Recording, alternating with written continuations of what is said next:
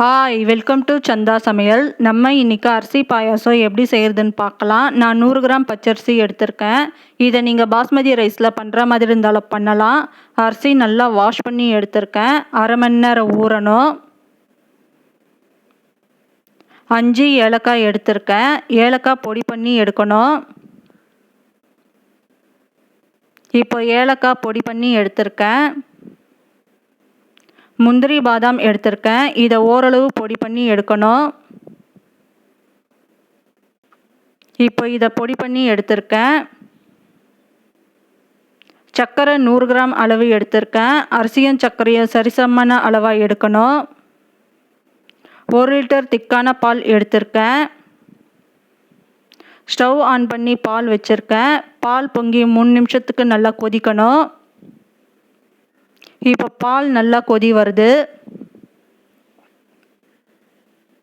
இப்போ இந்த ஸ்டேஜில் ஊற வச்ச அரிசி சேர்த்துக்கலாம்.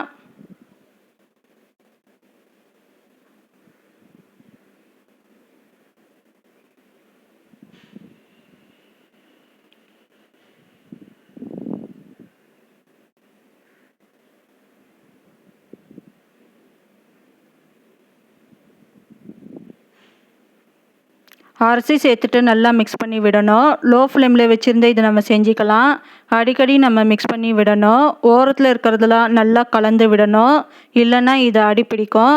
அதனால் நல்லா கலந்து விடணும். அரிசி வேக 15 நிமிஷம் ஆகும். அரிசி வெந்ததும் 100 கிராம் அளவு சர்க்கரை சேர்த்துக்கலாம்.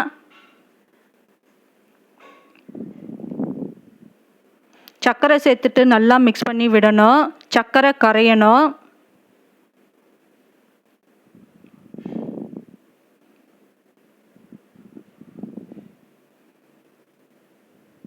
இப்போ நம்ம ஏலக்காய் பவுடர் சேர்த்துக்கலாம். பொடி பண்ணி வச்சிருக்கிற முந்திரி பாதாம் சேர்த்துக்கலாம். இப்போ நல்லா மிக்ஸ் பண்ணிக்கலாம்.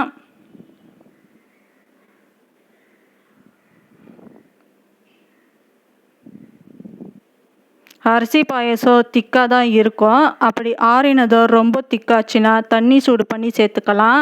இப்போ அரிசி பாயசம் ரெடி ஆயிடுச்சு. இந்த சேனல் பிடிச்சிருந்தா லைக் பண்ணுங்கள், ஷேர் பண்ணுங்கள், சப்ஸ்கிரைப் பண்ணுங்கள்.